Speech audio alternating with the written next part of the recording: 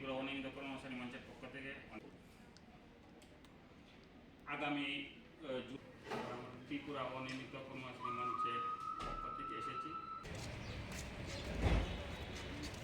রাজ্যের মাননীয় মুখ্য সচিবের নিকট আমরা 7 দফা দাবি প্রদান করব।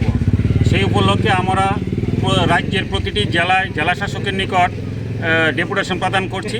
আজকে পশ্চিম ত্রিপুরা জেলার জেলা শাসকের নিকট আমরা দাবি সনদ প্রদান করব। আমাদের যে দাবিগুলি আছে, আমাদের দাবিগুলির মধ্যে প্রথম দাবি হলো রাজ্যের সমস্ত অনিয়মিত কর্মচারীদের নিয়মিতকরণ করতে হবে। নিয়মিতকরণ সাপেক্ষে সমকাজে সমবেতন প্রদান করতে হবে। যে সমস্ত অনিয়মিত কর্মচারী অবসরে গেছেন তাদেরকে এককালীন 10 লক্ষ টাকা প্রদান করতে হবে। আংশিক সময়ের কর্মচারীদের পূর্ণ সময়ের অনিয়মিত কর্মচারী হিসেবে স্বীকৃতি প্রদান করতে হবে। অনিয়মিত কর্মচারীদের 10 বছর মেয়াদ শেষে নিয়মিতকরণের স্কিম পুনরায় চালু করতে হবে। নিয়মিতকরণ সংক্রান্ত স্কিম বাতিল করে প্রদত্ত অর্থ দপ্তরে 31 জুলাই 2018-তে জারি করা সার্কুলার প্রত্যাহার করতে হবে। আজকে এই সব দাবিগুলি আমরা জেলা শাসকের নিকট আমরা প্রদান করব।